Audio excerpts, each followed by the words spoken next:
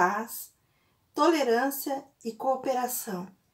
Ninguém viveu mais esses valores do que um brasileiro que nós vamos falar hoje. Olá, meu nome é Simone Duella e neste vídeo nós vamos falar de Sérgio Vieira e Mello, um diplomata que trabalhou para a ONU e em especial para a Acnur, que é a agência da ONU para refugiados. Atualmente no mundo são 69 milhões de refugiados. Destes 69 milhões, 57% são crianças. Mas o que são refugiados?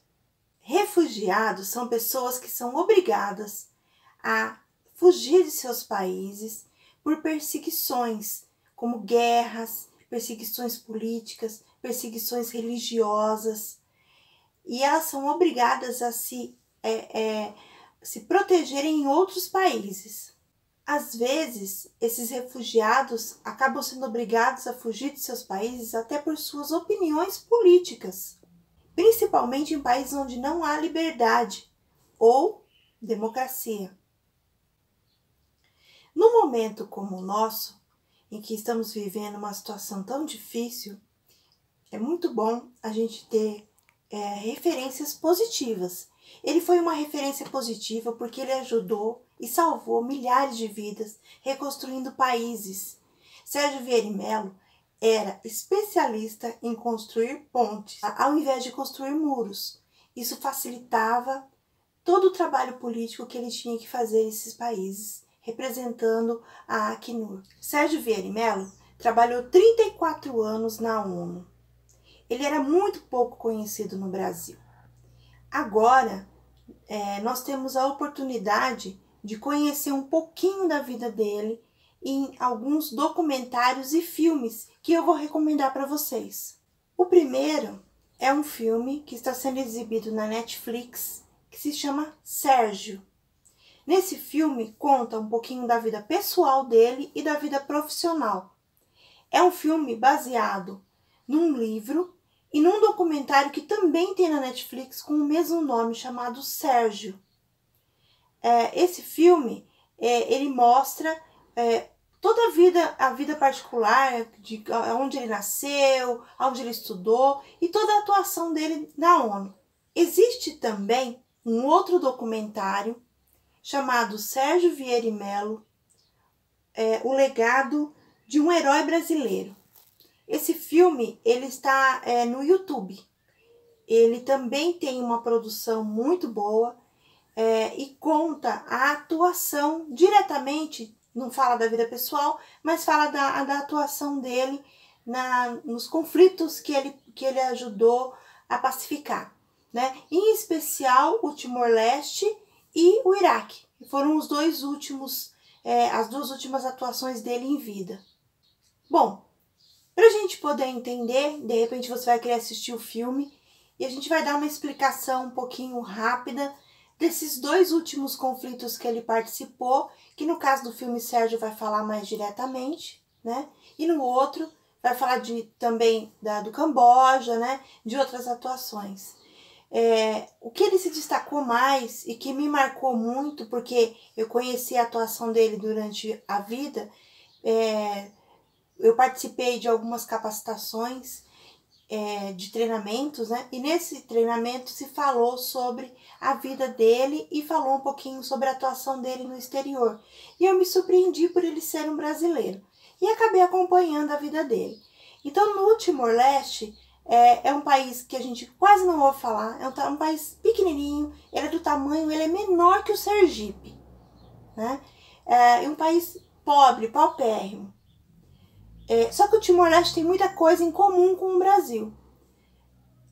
O Timor-Leste foi colonizado por Portugal, então lá a língua oficial, uma das línguas a língua portuguesa, além do téton.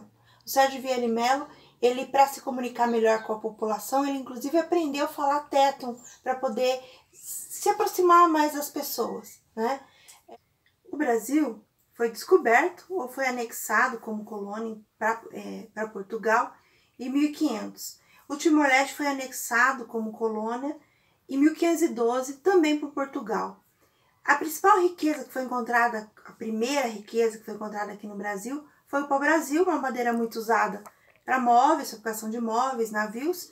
E no Timor-Leste, uma madeira chamada sândalo. Então, são muitas coincidências. O Timor-Leste é um país muito mais pobre, porque ele passou por uma guerra civil muito grande, que durou 24 anos, né? Então, a expectativa de vida é muito diferente da expectativa de vida do Brasil. A expectativa de vida é a quantidade em anos que uma pessoa pode viver em média. Então, no Brasil são 75 anos, no Timor-Leste 60 anos. A renda per capita também é bem diferente, né? Nós temos uma renda per capita de quase 9 mil dólares para o Brasil e lá por volta de 2 mil dólares. A gente colocou uma tabela no vídeo para vocês poderem comparar e poder entender bem essa diferença, né?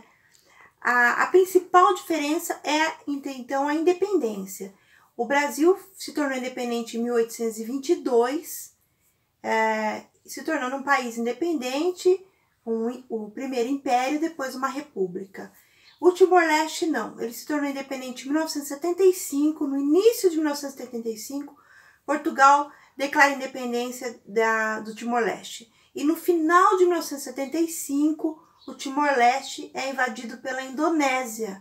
Dá para perceber nos mapas que a gente colocou para vocês que o Timor-Leste é muito próximo da Indonésia, vizinho da Indonésia, que são conjuntos de ilhas, né?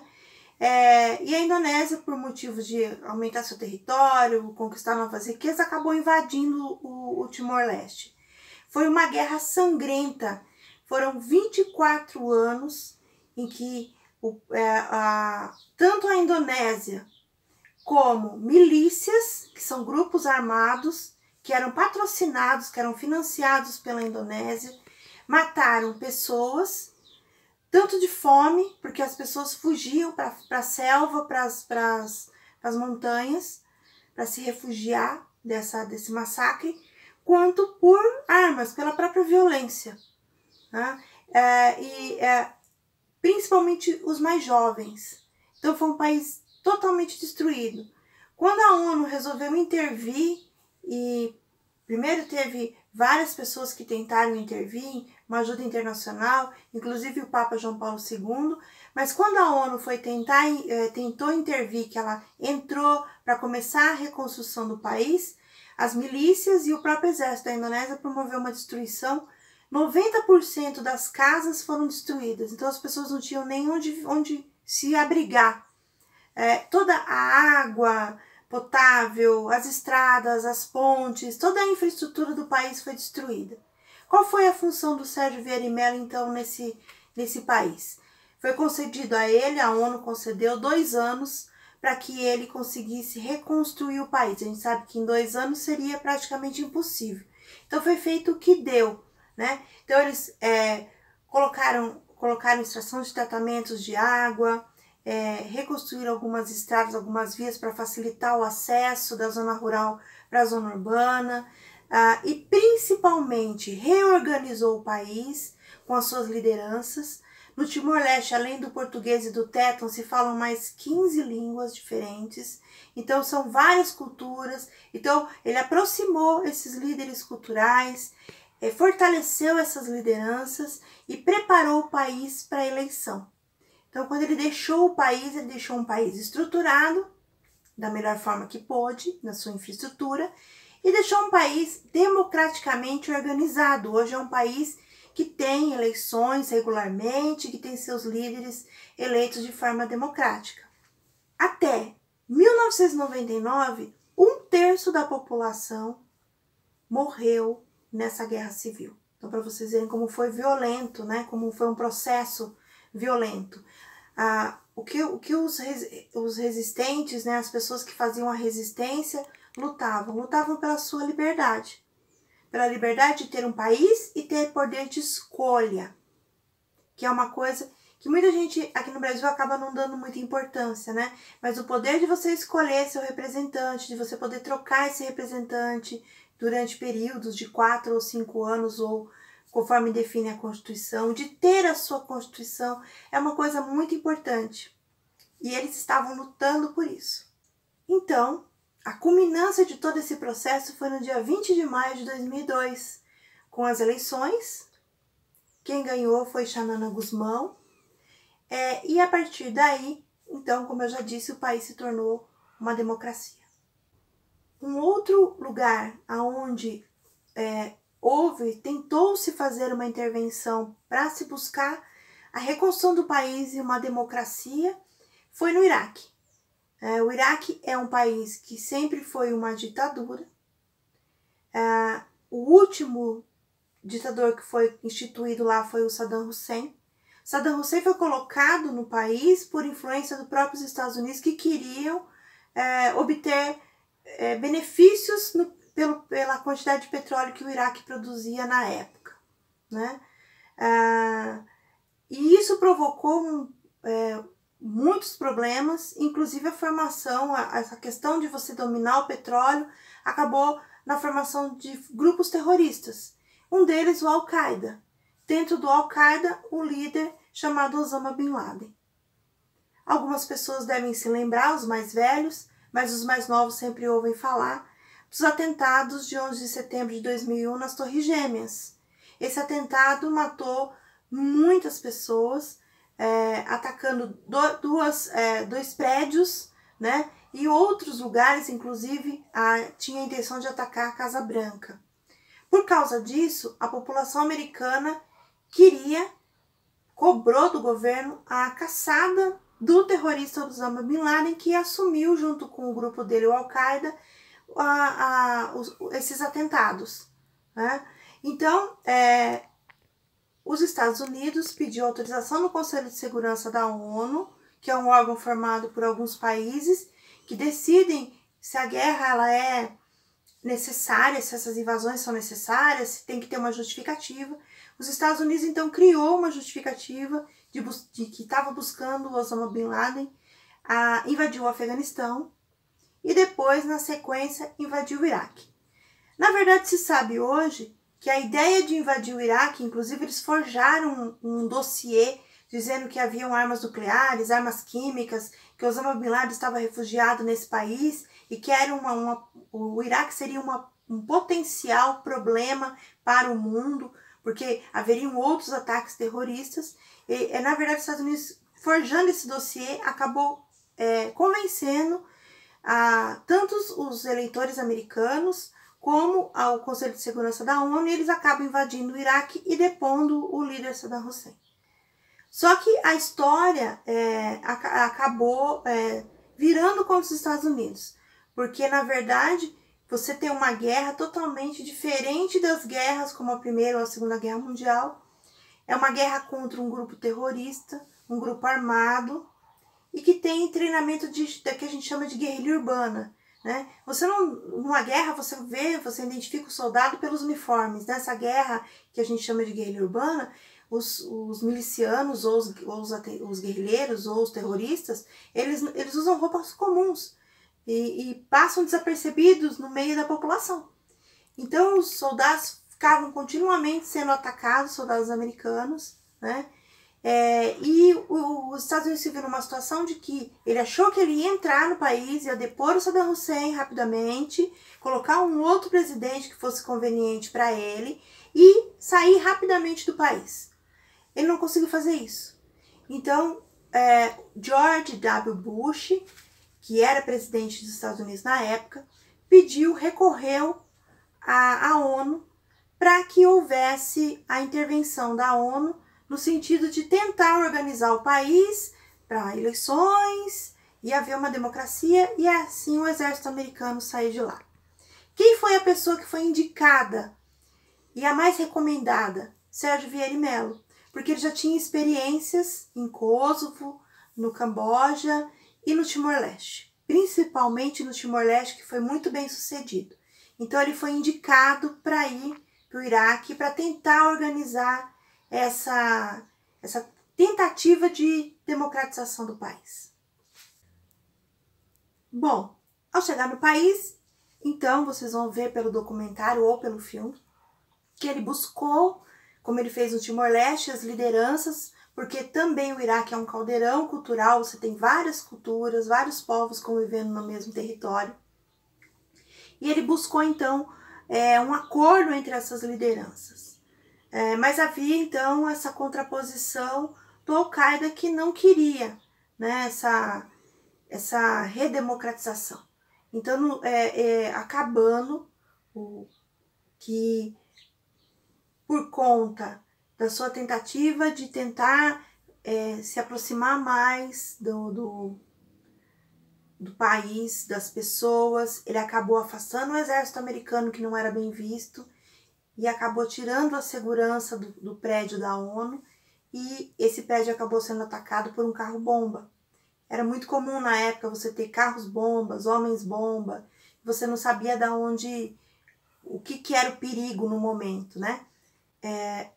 Então, infelizmente, em agosto de 2003, por causa de um atentado terrorista, ele acaba falecendo em Bagdá. Depois do falecimento do Sérgio Vieira e Mello, houve uma grande cobertura de reportagens. Essa aqui é uma revista que eu guardei da época, com a imagem dele. E eu achei muito interessante a manchete. Terror para manter a guerra e impedir a paz. Existem países, principalmente os Estados Unidos, que ganham muito dinheiro com o comércio de armas. É uma coisa até antagonista, né? Seria meio contraditório, né? Mas, infelizmente, tem países que ganham com esse terror todo.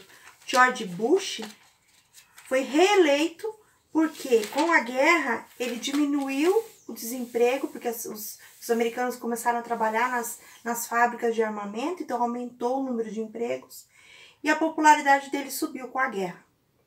Então, para vocês verem que ele se beneficiou também de uma forma, assim, terrível, né? Aqui, falando especificamente dele, ó, um herói brasileiro, mostrando alguns momentos dele como trabalhando na Acnur e trabalhando na ONU.